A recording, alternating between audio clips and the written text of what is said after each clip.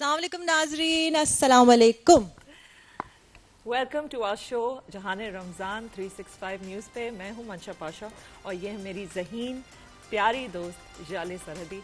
आज Pakistan resolution day है, जो एक बहुत ही अहम दिन है सब पाकिस्तानियों के लिए। लाहौर रेजोल्यूशन पास हुआ था आज, और एक शुरुआत हुई थी इस सोच की कि हमारे जो हम सब कॉन्टिनेंट के लोग हैं, मुसलमान हैं, उनके लिए एक अलग मुल्क होना चाहिए जिसका नाम हुआ था फिर पाकिस्तान।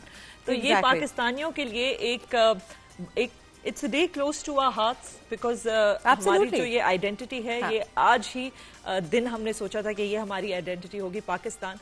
और इसी से रिलेटेड हमारा जो आज का मौजू है वो है ही आइडेंटिटी, क्योंकि हम पाकिस्तानी हैं लेकिन अपनी आइडेंटिटी को लेके कभी कभार कंफ्यूज रहते हैं कि हमारी क्या जो है ना प्लेस है इन द वर्ल्ड। ऐसा ही है चले? एब्सोल्युटली। और ऑनेस्टली मुझे फील ये होता है कि हम हमेशा ही कंफ्यूज रहते हैं, और ये एक दूसरे को बता रहे होते हैं अपनी सोच के शायद हम ये हैं, शायद हम ये हैं, और अपने आप को पहचानने में थोड़ी सी दिक्कत होती है। और ये वो ज़माना था जब बहुत देर, और 23 मार्च इसलिए इंपॉर्टेंट है बिकॉज उस वक्त आप लोगों ने, जो लोग हमारे आबाओ अजदाद थे, उन्होंने एक्चुअली असर्टन कर लिया था कि हम हैं कौन और हमें क्या चाहिए।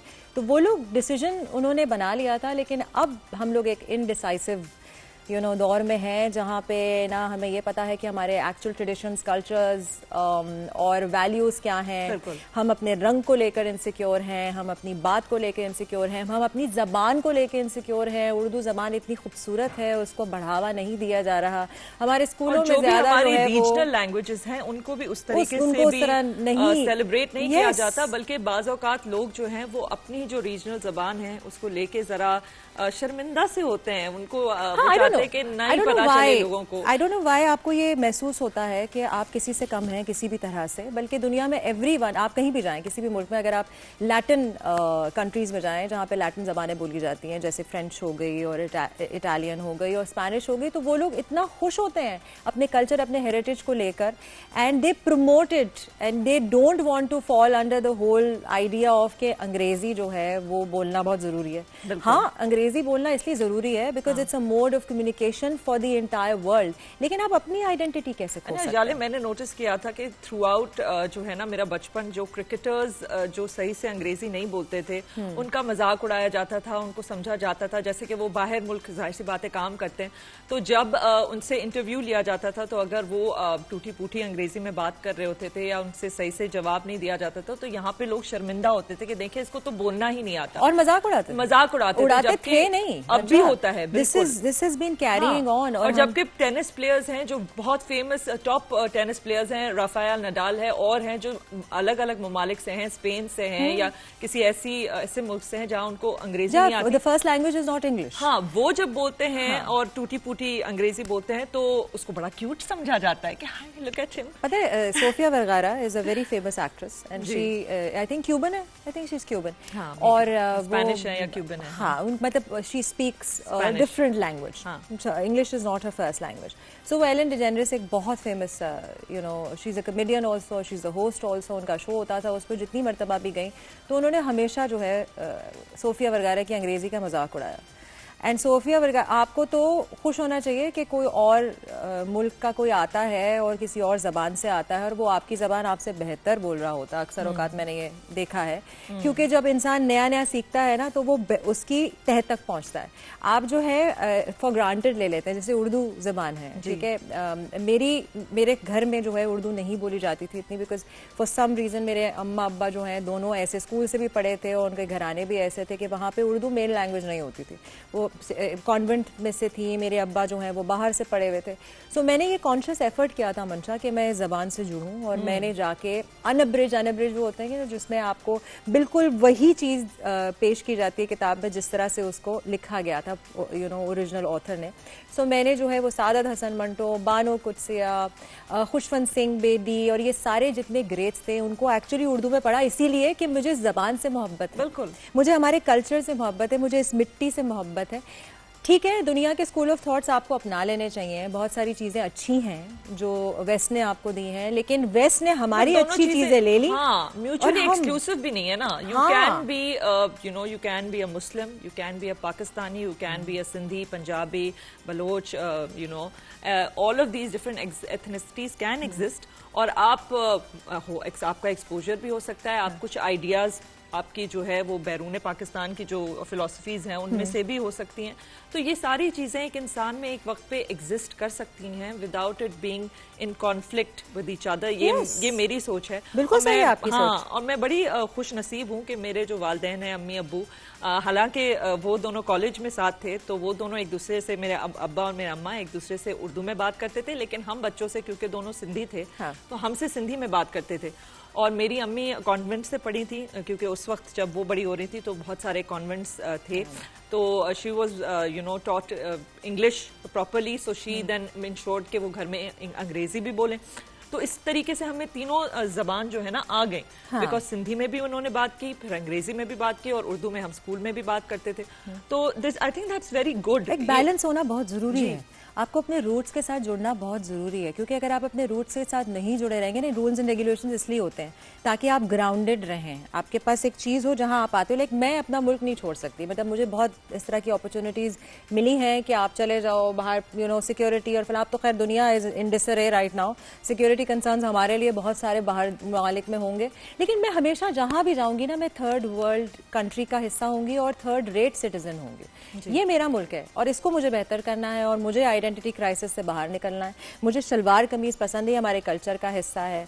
मुझे ईद मनाना, मुझे यहाँ पे बहुत सारे और त्यौहार भी होते हैं, मतलब हमारे साथ हमारी हिंदू कम्युनिटी भी है, हमारी पारसी कम्युनिटी भी है, उनके 9 रोज होते हैं, उनकी दिवाली होती है, ये सब हमारा कल्चर का भी हिस्सा है और हमारे मुल्क का हिस्सा है, शेयर्ड आइडेंटिटी है। हम बिल्कुल नहीं भूल सकते कि जो हमारे फ्लैग में व्हाइट है वो कितना एक बड़ा हिस्सा है, हमारी आइडेंटिटी का वो एक हिस्सा है, और हमारी हिस्ट्री का वो एक हिस्सा है। क्योंकि ये बहुत सारे लोग हैं जिन्होंने पाकिस्तान को ही चुना, उन्होंने चुना कि वो पाकिस्तान में रहें, वो पाकिस्तान का एक हिस्सा बने, और वो कंट्रीब्यूट करते हैं ना सिर्फ हमारे कल्चर में, हमारे मुल्क में, हमारे जीडीपी में, लेकिन वो हमारी आइडेंटिटी में भी कंट्रीब्यूट करते हैं। That's a very very valid point Mansha, thank you so much for that. और इस चीज़ को ना मद्देनजर रखते हुए हम लोग मीडिया की, क्योंकि हम मीडिया से हमारा ताल्लुक है, तो हमसे अक्सर यही सवाल उठाया जाता है कि हम तो actually being Pakistanis, honestly speaking, हमारा बहुत मीडिया जो है वो काफ़ी हमारे कल्चर से करीब है का मुझे इस तरह से फील होता है। स्पेशली जो हमारे ड्रामे हैं,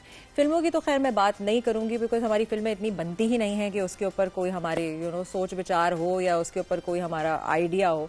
बट ड्रामे जो हैं वो काफ़ी हमारे ही मसले मसाइल को उजागर करके, हमारे कल्चर को उजागर करके होता है। मैंने इंडियंस का भी देखा है कि वो लोग, उनके ड्रामों का बहुत, हम लोग जनरली डेली सोप्स का मजाक उड़ाते हैं, बिकॉज ओवर द टॉप होता है, ठीक है, OTT, बहुत ज़्यादा ज्वेलरी है, बहुत ज़्यादा मेकअप है, उठे हैं तो साड़ी पहनी हुई, यस, टिश टिश टिश बैंग्स है। बट दैट बीइंग सेड, आप उनके ड्रामे देखो, उसमें अगर बिहार में हो रहा है तो वो बिहारी कल्चर प्रमोट हो रहा है, उसकी ज़बान प्रमोट हो रही है। अगर वो हैदराबाद दक्कन से हैं तो उनका बोलने का अंदाज़ वैसा है, अगर वो आगरा से हैं तो उनकी उर्दू इस कदर साफ़ है और उनके जो तलफ़्फ़ुज़ हैं वो इतने क्लियर हैं।